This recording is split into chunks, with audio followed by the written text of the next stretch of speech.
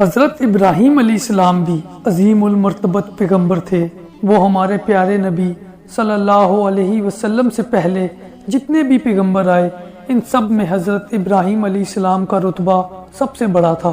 اس کی وجہ یہ ہے کہ چند پیغمبروں کے ماں سوائے حضرت ابراہیم علیہ السلام ہی کی نسل سے سارے پیغمبر آئے۔ ہمارے نبی صلی اللہ علیہ وسلم بھی انہی کی نسل سے ہیں۔ حضرت عیسیٰ علیہ السلام اور حضرت موسیٰ علیہ السلام کا تعلق بھی انہی سے تھا۔ یہی وجہ ہے کہ حضرت ابراہیم علیہ السلام کو یہودی اور نصارہ بھی مانتے ہیں، اور مسلمان تو بہت ہی زیادہ مانتے ہیں۔ ہر نماز میں آپ علیہ السلام کا ذکر آتا ہے۔ اللہ تعالیٰ خود فرماتا ہے کہ اس کتاب میں ابراہیم کا ذکر کیجئے، وہ پیغمبر تھے یعنی سچے اور راہ راست پر تھے۔ ایک اور جگہ اللہ تعالیٰ فرماتا ہے کہ بے شک اللہ کے فرما بردار تھے اور وہ شرک کرنے والوں میں سے نہ تھے، اللہ کی نعمتوں کے شکر گزار تھے۔ اللہ نے ان کو چن لیا تھا اور سیدھے راستے پر ڈال دیا تھا۔ ہم نے ان کو دنیا میں بھی خوبیاں دی تھی اور آخرت میں بھی۔ یہودی اور نصارہ تو ان سے بہت زیادہ قربت کا دعویٰ کرتے ہیں۔ اللہ تعالیٰ فرماتا ہے کہ نہ وہ یہودی تھے نہ نصرانی تھے، بلکہ وہ سیدھے راستے پر تھے اور تقوی والے تھے۔ حضرت ابراہیم علیہ السلام کی پوری زندگی سفر کرتے گزری۔ آج شام میں ہیں تو کل مصر میں، پھر کچھ عرصے بعد اردن یا فلسطین میں، کبھی حجاز کا دورہ کر رہے ہیں۔ حضرت ابراہیم علیہ السلام شہر بابل میں پیدا ہوئے۔ کہا جاتا ہے کہ پہلے عراق کا نام بابل ہی تھا یا عراق کے ایک شہر کا نام تھا۔ آپ علیہ السلام کے والد کا نام آزر تھا۔ آپ علیہ السلام کے زمانے میں لوگ بہت زیادہ گمراہ تھے، ہر قسم کی اخلاقی برائیاں ان میں پائی جاتی تھی۔ آپس میں ان کا برتاؤ بھی اچھا نہیں تھا، نہایت سنگ دل تھے، بھوکوں کو کھانا نہیں کھلاتے، زندہ انسان کو آگ میں پھینک دیتے، قتل و غارت گری کرتے۔ اس لیے اللہ نے اس قوم کے مقابلے میں حضرت ابراہیم علیہ السلام کے بارے میں فرمایا کہ وہ رحیم المزاج اور حلیم الطبع تھے۔ رحیم المزاج کا مطلب یہ ہے کہ آپ بہت رحم والے تھے اور رحم دل تھے، لیکن آپ علیہ السلام کی قوم رحم دل نہ تھی بلکہ سنگ دل اور ظالم تھی۔ حلیم الطبع کا مطلب یہ ہے کہ آپ علیہ السلام بردبار اور صبر کرنے والے، برداشت کرنے والے اور حوصلہ رکھنے والے تھے، لیکن آپ علیہ السلام کی قوم ان صفات سے بالکل محروم تھی۔ اللہ تعالیٰ فرماتا ہے تمہارے لیے ابراہیم علیہ السلام عمدہ نمونہ ہے، اس لیے تمہارے اندر بھی یہی صفات ہونی چاہیے، برداشت کرنے والے، صبر کرنے والے اور حوصلہ رکھنے والے۔ اور ایک جگہ فرماتا ہے کہ سب سے بہترین دین دین ابراہیم ہے۔ دین ابراہیم میں تقوی اور سچائی کی دعا کی گئی۔ کہتے ہیں کہ حضرت ابراہیم علیہ السلام اور حضرت لوط علیہ السلام کا زمانہ ایک ہی تھا، بلکہ حضرت لوط اور حضرت ابراہیم علیہ السلام دور کے رشتے کے بھائی بھی تھے۔ حضرت ابراہیم علیہ السلام کو بت پرستی سے بھی بہت زیادہ نفرت تھی۔ حضرت ابراہیم علیہ السلام کے باپ خود بت پرست تھے اور بت بنا کر بازار میں بیچتے تھے۔ حضرت ابراہیم علیہ السلام نے اپنے باپ سے فرمایا اے میرے ابا جان، تم بتوں کو پوجتے ہو، تم گمراہی میں پڑ چکے ہو۔ باپ نے بیٹے کی بات سن کر کہا اے ابراہیم، کیا تو ہمارے پاس کوئی سچی بات لے کر آیا ہے یا ہم سے مذاق کر رہا ہے؟ حضرت ابراہیم علیہ السلام نے جواب دیا ہمارا اور تمہارا رب وہی ہے جس نے زمین اور آسمان بنایا۔ پھر فرمایا اے میرے ابا جان، تم ایسی چیزوں کی کیوں عبادت کرتے ہو جو نہ کچھ سنے اور نہ کوئی دیکھے، نہ تمہارے کچھ کام آ سکے؟ اے میرے ابا جان، میرے پاس ایسا علم پہنچا ہے جو تمہارے پاس نہیں ہے، تم میرے کہنے پر چلو تو تم کو سیدھا راستہ بتلاؤں گا۔ اے میرے ابا جان، تم شیطان کی پرستش نہ کرو، شیطان رحمان کا نافرمانی کرنے والا ہے۔ اے میرے ابا جان، میں اندیشہ کرتا ہوں کہ تم پر رحمان کی طرف سے کوئی عذاب نہ آ پڑے، پھر تم شیطان کے ساتھی ہو جاؤ۔ باپ نے جواب دیا کیا تم میرے معبودوں سے پھرے ہوئے ہو؟ باپ نے پھر کہا ابراہیم، اگر تم باز نہ آئے تو میں تم کو پتھروں میں سنسار کر دوں گا، تم ہمیشہ کے لیے مجھ سے کنارہ کر جاؤ۔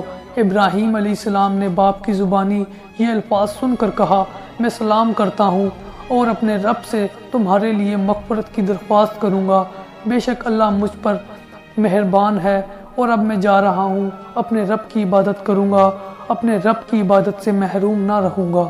یہ کہہ کر حضرت ابراہیم علیہ السلام رخصت ہو گئے۔ ایک مرتبہ آپ علیہ السلام نے اپنی قوم سے مخاطب ہو کر کہا کہ ہمارا اور تمہارا رب وہی ہے جس نے زمین اور آسمان کو پیدا کیا۔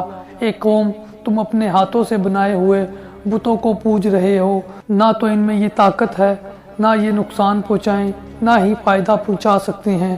قوم نے کہا، ہم اپنے باپ دادا کے راستے پر چل رہے ہیں، ہم نے ان کو بھی اسی طرح کرتے ہوئے دیکھا۔ ابراہیم علیہ السلام بولے، رب وہی ہے جس نے مجھ کو اور تم سب کو پیدا کیا، وہی رہنمائی کرتا ہے، وہی مجھ کو کھلاتا ہے، پلاتا ہے، جب میں بیمار ہوتا ہوں تو شفا دیتا ہے۔ آپ علیہ السلام پر ایک دور ایسا بھی گزرا جو سراسر آزمائشی تھا۔ آپ علیہ السلام نے خود بھی اپنی عقل و فہم سے کام لیا۔ آپ علیہ السلام نے غور کرنا شروع کیا کہ قوم بتوں کے علاوہ چاند، سورج اور ستاروں کو کیوں اپنا معبود سمجھتی ہے، جبکہ یہ سب زوال پذیر ہیں۔ ایک مرتبہ آپ علیہ السلام نے رات کو ستارے دیکھے تو خیال کیا کہ یہ رب ہو سکتے ہیں، پھر کہا کہ یہ میرا رب ہے۔ جب غائب ہوگا تو فرمایا کہ غروب ہو جانے والوں سے میں محبت نہیں رکھتا۔ جب چاند کو چمکتا ہوا پایا تو فرمایا کہ یہ میرا رب ہے۔ جب بھی وہ اوجھل ہوگا تو فرمایا اگر مجھ کو میرا رب ہدایت نہ کرتا تو میں گمراہ لوگوں میں شامل ہو جاؤں۔ جب آفتاب کو دیکھا تو فرمایا کہ یہی میرا رب ہے، یہ تو سب سے بڑا ہے۔ جب وہ بھی غروب ہو گیا تو فرمایا، اے قوم، بے شک میں تمہارے شرک سے بیزار ہوں، میں اپنا رخ اس ذات کی طرف کرتا ہوں جس نے آسمانوں اور زمین کو پیدا کیا، میں سیدھے راستے پر ہوں، شرک کرنے والوں میں سے نہیں ہوں۔ اس کا مطلب یہ ہے کہ آپ علیہ السلام نے کسی کے بتائے ہوئے طریقے یا باپ دادا کے طریقے جو وہ کرتے رہے ان پر عمل نہیں کیا، بلکہ آپ علیہ السلام نے اپنی عقل سلیم سے کام لیتے ہوئے غور و فکر کرنا شروع کیا، اندھی تقلید نہیں کی۔ اللہ کی رحمت بھی شامل حال رہی۔ شہر بابل کی روایت کے مطابق وہاں ہر سال میلہ لگا کرتا تھا۔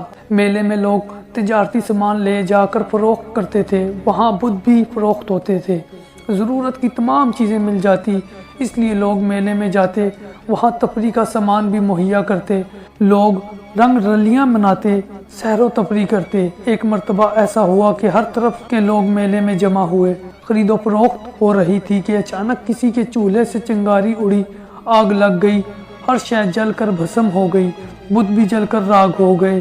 حضرت ابراہیم علیہ السلام نے یہ منظر دیکھ کر کہا کہ یہ بت اپنے آپ کو آگ سے نہیں بچا سکے تو یہ کس طرح معبود کہلانے لگے۔ معمول کے مطابق دوسرے سال بھی میلہ لگا، تمام لوگ میلے میں جانے کی تیاریاں کرنے لگے۔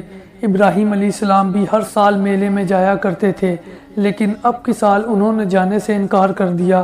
بولے کہ میلے میں جب تمام لوگ چلے جائیں تو میں ان جھوٹے معبودوں کی درگت بناتا ہوں۔ سب میلے میں چلے گئے، میدان خالی تھا، بت خانے کے آس پاس بھی کوئی نہیں تھا۔ حضرت ابراہیم علیہ السلام کے لیے یہ ایک بہت ہی اچھا موقع تھا۔ وہ بت خانے میں گھسے اور تمام بتوں کو توڑ کر چکنا چور کر دیا، ماں سوائے بڑے بت کے۔ بڑے بت کو ہاتھ نہیں لگایا، اسے صحیح سالم رہنے دیا، اس کے کندھے پر کلہاڑا رکھ دیا جس سے بتوں کو توڑا تھا۔ جب لوگ میلے سے واپس آئے، پروہت بت خانے میں داخل ہوئے، یہ دیکھ کر ان سب کو حیرت ہوئی کہ بت چکنا چور ہو کر زمین پر پڑے ہوئے ہیں۔ آپس میں ایک دوسرے سے چہمگوئیاں کرنے لگے کہ ہو نہ ہو اس میں ضرور نوجوان ابراہیم کا ہاتھ ہے، کیونکہ وہی بتوں کے خلاف ہے۔ لوگ برہم ہوئے، حضرت ابراہیم کو بلایا، ان سے دریافت کیا کہ ہمارے معبودوں کو کس نے اس حال پر پہنچایا ہے۔ حضرت ابراہیم علیہ السلام نے جواب دیا کہ تم اپنے بڑے بت سے کیوں نہیں پوچھتے ہو، جسے اپنا معبود سمجھتے ہو، وہ سب کچھ تمہیں بتا دے گا۔ تمام لوگوں نے کہا کہ ابراہیم کو بادشاہ نمرود کے سامنے پیش کیا جائے۔ چنانچہ بادشاہ کو اس کی اطلاع دی گئی۔ لوگوں نے کہا کہ یہ معاملہ بادشاہ نمرود کے سامنے پیش کریں گے اور ابراہیم کو سزا دلوائیں گے۔ لوگ نمرود کے دربار میں پہنچے، سب نے مل کر بادشاہ سے شکایت کی کہ ابراہیم ہمارے بتوں کی تضحیق کیا کرتا ہے اور کہتا ہے کہ یہ بت معبود نہیں بلکہ معبود کوئی اور ہے، اس نے ہمارے بتوں کو توڑ ڈالا اور ہمارے بتوں کے ساتھ گستاخی کی ہے، اسے سزا دی جائے۔ نمرود نے لوگوں کی زبانی ایسی باتیں سن کر حکم دیا کہ ابراہیم علیہ السلام کو میرے دربار میں حاضر کیا جائے۔ چنانچہ ابراہیم علیہ السلام کو شاہی دربار میں لایا گیا۔ دربار میں تمام مصاحب اور امراء بیٹھے ہوئے تھے۔ نمرود نے حضرت ابراہیم علیہ السلام سے پوچھا کہ کیا تو ہمارے معبودوں کی تصدیق کرتا ہے اور جھٹلاتا ہے؟ کیا تو نے ہمارے معبودوں کو توڑا ہے؟ بادشاہ نمرود بڑا سخت لہجے میں ابراہیم علیہ السلام سے باتیں کر رہا تھا۔ حضرت ابراہیم علیہ السلام جرأت مندی کے ساتھ ہر سوال کا جواب دیتے رہے۔ حضرت ابراہیم علیہ السلام نے کہا کہ یہ تمہارے معبود ہی بتا سکتے ہیں، ان سے ہی پوچھ لو تو بہتر ہے۔ شاہی دربار میں سردار، امراء اور مصاحب سب ہی بیٹھے تھے اور بادشاہ اور ابراہیم علیہ السلام کے درمیان ہونے والی تمام باتیں سن رہے تھے۔ سب نے کہا کہ کیا بت بھی باتیں کر سکتے ہیں؟ پھر ابراہیم علیہ السلام نے جواب دیا کہ جو نہ دیکھ سکتے ہیں، نہ سن سکتے ہیں، نہ ہی تمہاری آرزو پوری کر سکتے ہیں، پھر کس طرح تم انہیں اپنا معبود مانتے ہو؟ میرا رب مارتا ہے اور جلاتا بھی ہے۔ نمرود نے کہا کہ یہ تو میں بھی کر سکتا ہوں، جسے چاہے موت کی سزا دوں، جسے چاہے رہا کر دوں۔ میں اس ملک کا حکمران ہوں، مجھ میں یہ قوت ہے۔ حضرت ابراہیم علیہ السلام نے کہا کہ میرا رب مشرق سے سورج کو نکالتا ہے تو مغرب سے نکال دے۔ نمرود لاجواب ہو گیا۔ لوگوں نے شرمندگی سے اپنے اپنے سر جھکا لیے۔ ان میں سے ایک شخص نے بادشاہ کو مشورہ دیا کہ اس شخص کو زندہ جلا دو تاکہ دوسرے عبرت حاصل کریں۔ حضرت ابراہیم علیہ السلام نے اپنی قوم سے پھر کہا کہ اے لوگو، تم اس کو اپنا معبود بتاتے ہو جسے تم نے خود اپنے ہاتھوں سے بنایا۔ تم صرف ایک خدا کی عبادت کیا کرو، صرف وہی عبادت کے لائق ہے جس نے ساری کائنات کو پیدا کیا۔ لوگوں نے حضرت ابراہیم کی باتوں پر کان نہیں دھرا۔ بادشاہ نمرود نے بھی حکم دے دیا کہ ابراہیم کو آگ میں زندہ جھونک دو۔ چنانچہ آگ کا الاؤ تیار کیا گیا۔ حضرت ابراہیم علیہ السلام کے جلنے کا منظر دیکھنے کے لیے تمام لوگ جمع ہو گئے۔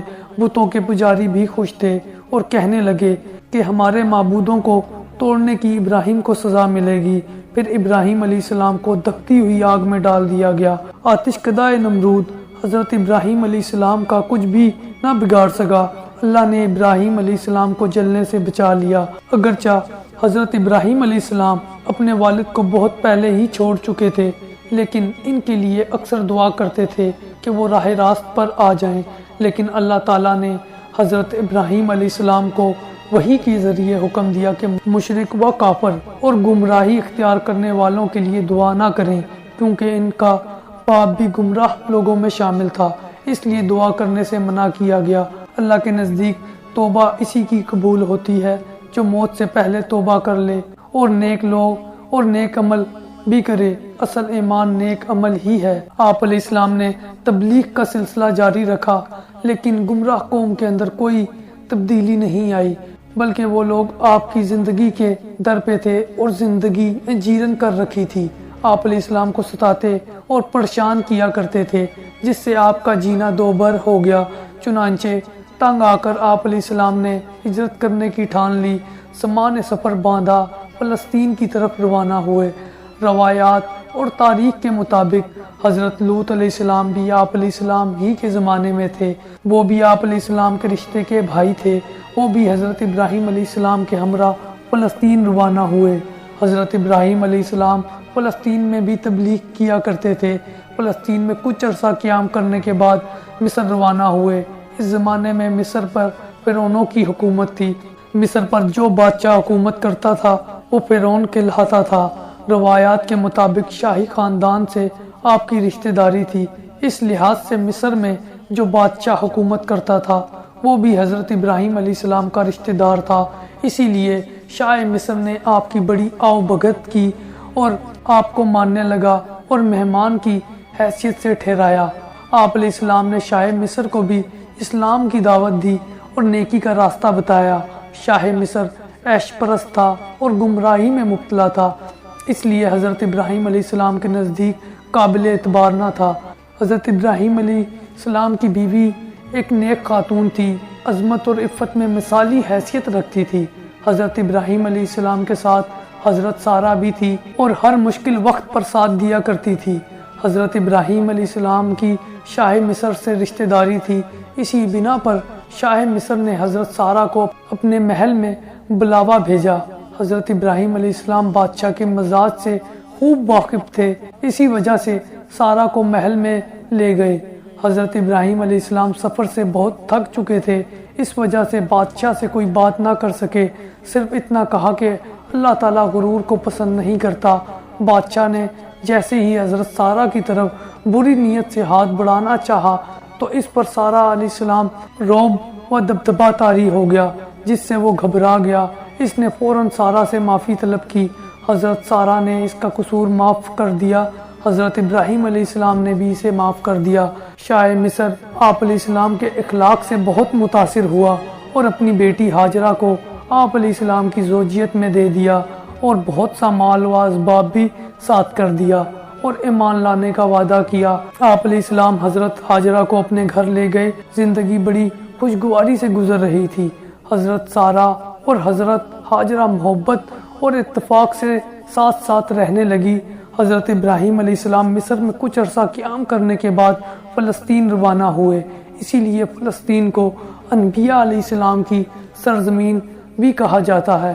حضرت ابراہیم علیہ السلام کی کوئی اولاد نہ تھی، اس لیے آپ علیہ السلام کو غم تھا۔ حضرت ابراہیم علیہ السلام اولاد کے لیے اکثر دعا کیا کرتے تھے۔ اللہ نے آپ علیہ السلام کی دعا قبول کی۔ حضرت ہاجرہ کو اولاد کی نعمت سے نوازا، بچے کا نام اسماعیل رکھا گیا۔ حضرت سارہ کے بطن سے کوئی اولاد نہیں ہوئی، اس لیے سارہ کے دل میں رشک پیدا ہوا۔ سارہ کو بہت دکھ ہوا اور بہت مایوس ہوئی۔ مایوسی سے دماغ چڑچڑا ہو گیا اور حضرت ہاجرہ سے ان کی انبند ہو گئی، زندگی ناخوشگوار ہو گئی۔ ایک دن سارہ نے حضرت ابراہیم علیہ السلام سے خواہش ظاہر کی کہ ہاجرہ اور اس کے بچے کو میری نظروں سے دور رکھا جائے۔ سارہ کی یہ تجویز حضرت ابراہیم علیہ السلام کے لیے رنج و غم کا باعث بن گئی۔ حضرت ابراہیم علیہ السلام سارہ سے بھی بہت زیادہ محبت کرتے تھے، وہ آپ علیہ السلام کی پہلی بیوی تھی۔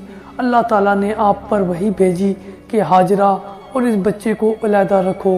آپ علیہ السلام کو اللہ کے حکم کی تعمیل کرنا پڑی، اگرچہ یہ بات آپ علیہ السلام پر شاق گزری، لیکن اللہ کی یہی مرضی تھی۔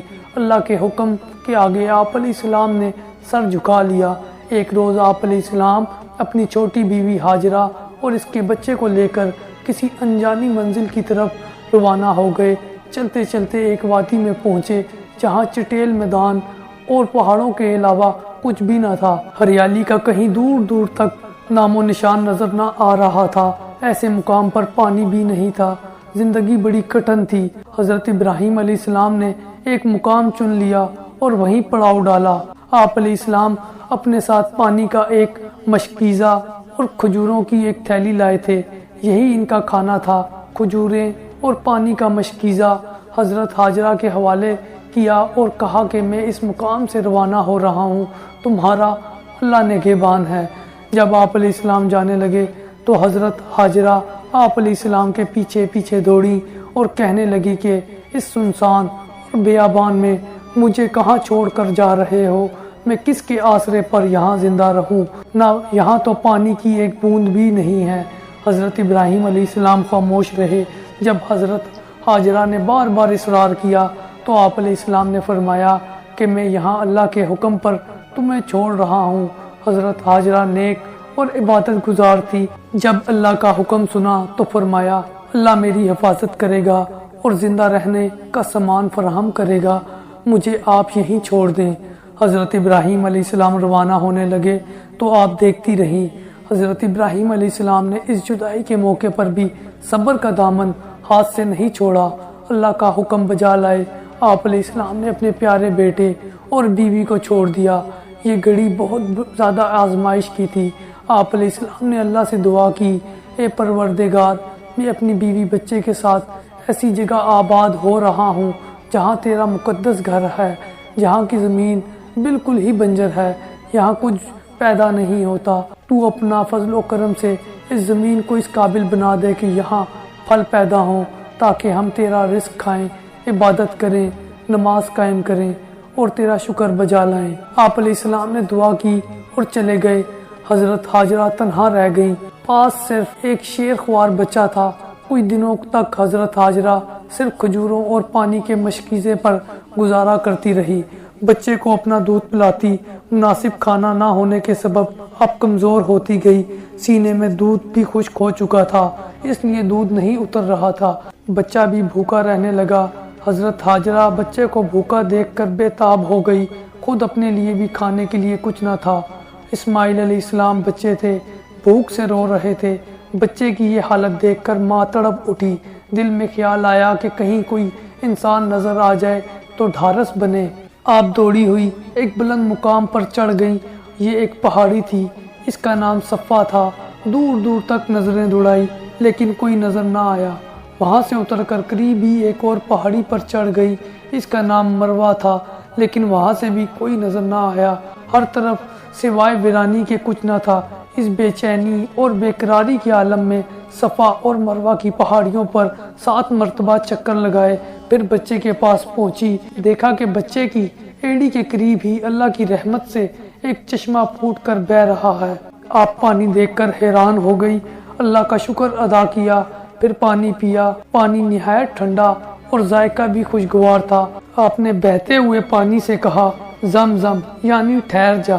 حضرت ہاجرہ کو پانی میسر آ گیا جہاں ٹھہری ہوئی تھی۔ ایک روز وہاں سے کچھ فاصلے پر ایک قافلہ گزر رہا تھا۔ قافلے والوں نے دور سے انسانی نفوس کو دیکھا تو انہیں تجسس ہوئی اور وہ قریب آئے تو حضرت ہاجرہ اور بچے کو وہاں پایا۔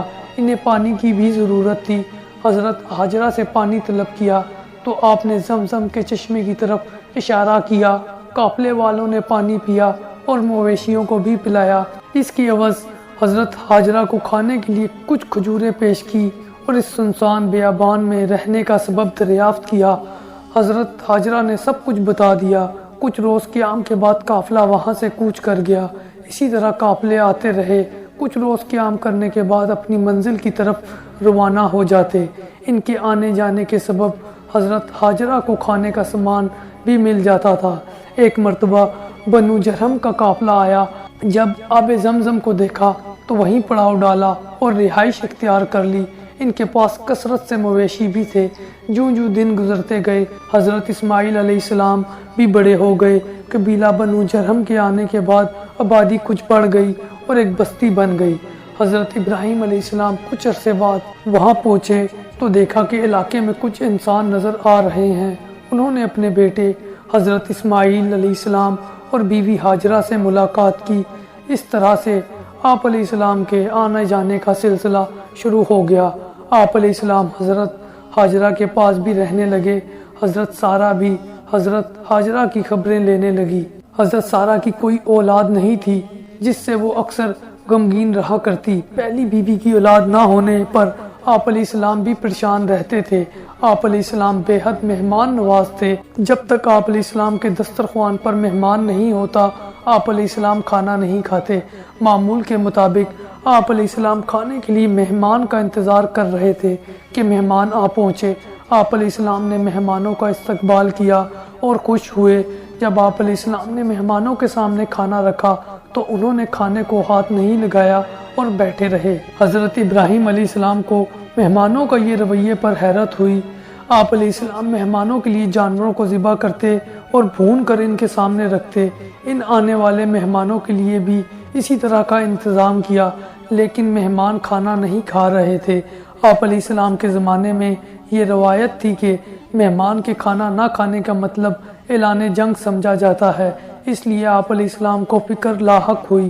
حضرت ابراہیم علیہ السلام کو فکر مند دیکھ کر آنے والے مہمانوں نے کہا، آپ علیہ السلام خوف نہ کھائیں، ہم اللہ کی جانب سے آئے ہیں، ہم فرشتے ہیں اور قوم لوط کو ان کے گناہوں کی سزا دینے آئے ہیں اور آپ علیہ السلام کے لیے بھی خوشخبری لے کر آئے ہیں۔ یہ سن کر حضرت ابراہیم علیہ السلام مسکرائے اور پوچھا، یہ کیسی خوشخبری ہے؟ فرشتوں نے کہا کہ سارہ کے بطن سے بھی اولاد ہونے والی ہے۔ یہ بات سن کر حضرت ابراہیم علیہ السلام حیرت میں پڑ گئے اور سوچا کہ میری عمر 100 برس، سارہ کی عمر 80 برس ہے، بھلا اس بڑی عمر میں بھی کس طرح اولاد کی امید رکھ سکتے ہیں؟ لیکن اللہ قادر المطلق ہے، وہ سب کچھ کر سکتا ہے۔ وہ خاموش رہے۔ حضرت سارہ فرشتوں کی بات سن کر ہنس پڑی اور کہنے لگی کہ میں بوڑھی ہو چکی ہوں اور ابراہیم بھی بوڑھے ہیں، اس عمر میں کس طرح اولاد ہو سکتی ہے؟ فرشتوں نے جواب دیا، اللہ کے ہاں سب کچھ ممکن ہے۔ فرشتوں نے اسحاق کے پیدا ہونے کی بشارت حضرت سارہ کو سنائی۔ فرشتوں نے صرف اتنا ہی نہیں کہا بلکہ یہ بھی کہا کہ اسحاق کا بھی بیٹا ہوگا، اس کا نام یعقوب ہوگا۔ اللہ تعالیٰ تم پر رحمت اور برکت کرنے والا ہے، وہ تمہاری اولاد کو ستاروں کی مانند بڑھائے گا۔ اللہ تعالیٰ نے حضرت سارہ کو اولاد کی نعمت سے نوازا، اس کا نام اسحاق تھا۔ حضرت ابراہیم علیہ السلام اب حضرت ہاجرہ کے پاس رہنے لگے۔ اللہ نے حضرت ابراہیم علیہ السلام کو ایک اور آزمائش میں ڈالا۔ حضرت ابراہیم علیہ السلام نے ایک رات خواب میں دیکھا کہ وہ اپنے پیارے بیٹے حضرت اسماعیل علیہ السلام کو قربان کر رہے ہیں۔ 3 راتیں ایسا ہی خواب نظر آئے۔ انبیاء کے خواب صرف خواب نہیں ہوتے، وحی کا حصہ ہوتے ہیں۔ حضرت ابراہیم علیہ السلام سمجھ گئے کہ حضرت اسماعیل کو قربان کرنے کا مطالبہ کیا جا رہا ہے۔ حضرت ابراہیم علیہ السلام نے اپنا سر جھکا لیا۔ آپ علیہ السلام نے اپنے بیٹے سے کہا، اے میرے بیٹے، میں نے خواب میں تجھے ذبح کرتے ہوئے دیکھا۔ یہ اس بات کا اشارہ ہے کہ اللہ تمہاری قربانی چاہتا ہے، اس بارے میں تمہارا کیا خیال ہے؟ آپ علیہ السلام نے بلا جھجک کہا کہ اگر اللہ کا یہی حکم ہے، میں اللہ کی راہ میں اپنی جان کا نذرانہ پیش کرنے کے لیے تیار ہوں۔ آپ مجھے صبر کرنے والوں میں سے پائیں گے۔ جب ضعیف باپ اپنے ارمانوں اور دعاؤں سے مانگے ہوئے بیٹے کو اللہ کی رضا کی خاطر قربانی کے لیے تیار ہو گیا تو بیٹا ابراہیم کا ہی تھا۔ اس نے فوراً مان لیا اور اپنی گردن چھری کے نیچے رکھ دی۔ رحمت خداوندی نے جوش مارا اور آواز آئی، اے ابراہیم علیہ السلام، تو نے اپنا خواب سچ کر دکھایا۔ ہم نیکی کرنے والوں کو ایسی ہی جزا دیتے ہیں۔ اس موقع پر اللہ کے فرشتے نے حضرت ابراہیم کے سامنے مہنڈا رکھ دیا تاکہ بیٹے کے بدلے اس کو ذبح کریں۔ چنانچہ آپ علیہ السلام نے ایسا ہی کیا۔ یہی وہ قربانی ہے جو اللہ تعالیٰ کی بارگاہ میں قبول ہوئی۔ آج بھی فرزندان توحید اسی نسبت سے ابراہیم علیہ السلام کی یاد تازہ کرتے ہیں۔ قرآن کریم میں اللہ تعالیٰ فرماتا ہے، اللہ تک نہ قربانی کا گوشت پہنچتا ہے نہ خون، بلکہ تقویٰ پہنچتا ہے۔ حضرت ابراہیم علیہ السلام کی ساری زندگی آزمائش میں ہی گزری۔ پہلی مرتبہ نمرود نے آپ علیہ السلام کو آگ میں ڈالا، آگ ٹھنڈی ہو گئی۔ دوسری مرتبہ اپنی بیوی ہاجرہ اور ننھے اسماعیل کو سنسان اور ویران علاقے میں تنہا چھوڑنا پڑا۔ تیسری مرتبہ اپنے بیٹے اسماعیل کو اللہ کی راہ میں قربان کرنا پڑا، لیکن اللہ نے رحم کیا۔ ہم بھی اسی طرح اپنے اندر قربانی کا جذبہ پیدا کر سکتے ہیں۔ اپنے اندر ایسا جذبہ اس طرح پیدا کر سکتے ہیں کہ جو شخص بھوکا ہو اسے کھانا کھلا دیا جائے تو یہ قربانی ہے۔ جو مفلسی کے عالم میں ہو اور کوئی پرسان حال نہ ہو، ایسے شخص کی خبرگیری کرنا بھی قربانی ہے۔ جو ننگا ہو اسے کپڑا پہنانا بھی قربانی ہے۔ جو مرض میں مبتلا ہو اگر وہ غریب ہے تو اسے دعا فراہم کرنا بھی قربانی ہے۔ مانگنے والے کو خیرات دینا بھی قربانی ہے۔ اللہ کی راہ میں جہاد کرنا بھی قربانی ہے۔ وطن کی حفاظت کے لیے سینہ سپرد ہونا بھی قربانی ہے۔ حضرت ابراہیم علیہ السلام فلسطین میں رہتے رہے۔ حضرت ہاجرہ اور حضرت اسماعیل سے ملنے کے لیے مکہ معظمہ آتے رہے۔ ایک مرتبہ حضرت ابراہیم علیہ السلام بیت المقدس کی تعمیر کی غرض سے مکہ تشریف لے آئے۔ اس وقت حضرت اسماعیل کی عمر 20 سال تھی۔ باپ نے بیٹے سے ملاقات کی۔ اس مرتبہ حضرت ابراہیم علیہ السلام طویل عرصے بعد مکہ آئے تھے۔ حضرت ابراہیم علیہ السلام باپ کو دیکھ کر پھولے نہ سمائے، خوشی خوشی گلے ملے۔ حضرت ابراہیم علیہ السلام نے بیٹے سے فرمایا، بے شک تیرے رب نے مجھے اس گھر بیت اللہ تعمیر کرنے کا حکم دیا ہے۔ حضرت اسماعیل علیہ السلام نے جواب دیا، ابا جان، اللہ کے حکم کی فوراً تعمیل کیجئے۔ باپ نے فرمایا، رب کائنات نے اس عظیم کام میں تجھے میری مدد کرنے کا حکم دیا ہے۔ عرض کیا، میں حاضر ہوں، آپ کر گزریے۔ چنانچہ کعبے کی تیاری کے لیے دونوں کمر بستہ ہو گئے۔ روایات کے مطابق کعبے کی تیاری کا کام شروع ہو گیا۔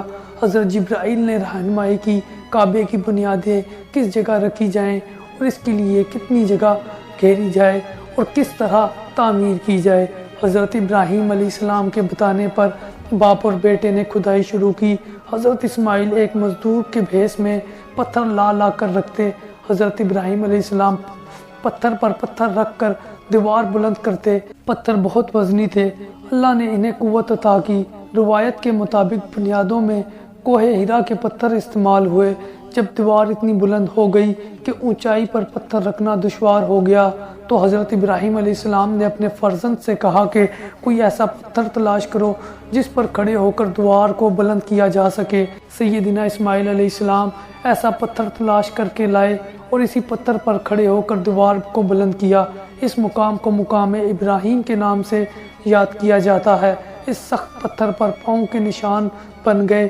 جب دیوار مرضی کے مطابق بلند ہو گئی تو حضرت ابراہیم علیہ السلام نے حضرت اسماعیل سے کہا کہ ایک اور عمدہ سا پتھر لے آؤ تاکہ اسے ایک کونے پر نصب کیا جائے اور یہ قاعدہ بنا لیا جائے کہ طواف اسی مقام سے شروع ہو۔ حضرت اسماعیل علیہ السلام کو ایک ایسا پتھر مل گیا جس سے روشنی نکل رہی تھی۔ حضرت اسماعیل علیہ السلام روشنی کو دیکھ کر حیرت زدہ ہو گئے۔ حضرت اسماعیل علیہ السلام نے پوچھا، ابا جان یہ پتھر کون سا ہے؟ حضرت اسماعیل علیہ السلام نے جواب دیا کہ یہ وہ پتھر ہے جسے جبرائیل علیہ السلام جنت سے لائے ہیں۔ اس پتھر کو ایک کونے پر نصب کر دیا گیا۔ طواف کا چکر اسی مقام سے شروع ہوتا ہے۔ آئیں اپنے اندر روح ابراہیمی کو پیدا کریں۔ حضرت ابراہیم علیہ السلام کو ابو الانبیاء بھی کہا جاتا ہے۔